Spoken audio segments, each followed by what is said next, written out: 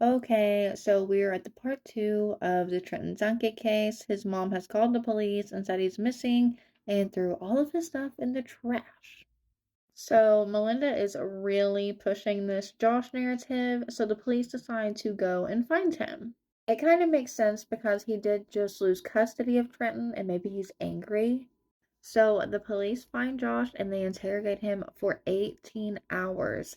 And he passed all the polygraph tests, the stress voice test, all with flying colors, and had an alibi.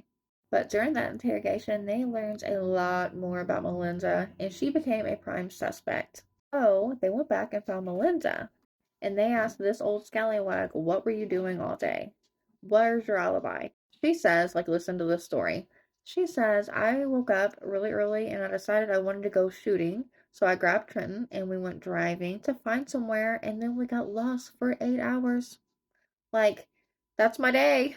So she had said they went to the mall and did a couple other things, but that pretty much she was just lost all day. But when they pulled the footage, they seen that that is not where she was. And her phone kept pinging in like the national park, which is like really dense woods, for hours. And a witness comes out and says, I seen her in the grocery store this morning and she did not have a kid with her.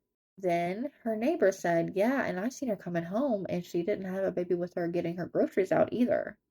And she tried to kind of get her way out of it. Like, she was a super calculated person. Like, as you can tell before, she knows what she's doing and how to manipulate people. Like, she's a pro. So the search continued and there was no sign of him. And then she ended up appearing on the Nancy Drew show. And if you know Nancy Drew, you know that she drills people. And she really got into her. She's like, where were you? Why were you in a forest? Why was the stuff in the trash? Make it make sense. And trigger warning for the next part for someone unaliving themselves. So police thought they definitely had enough evidence to make an arrest. On the way, like en route to go to her house, they got a call that said that she had unalived herself. She had left two notes, one to Trenton and one to the world, saying, I did this because you all think I hurt him. Now, her family actually ended up suing CNN and Nancy Drew for a wrongful death, and they won.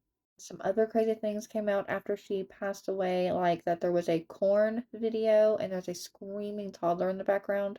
The police were also going to arrest her 4 days prior, but ended up waiting to see if she would come to them, so all of this could have been avoided.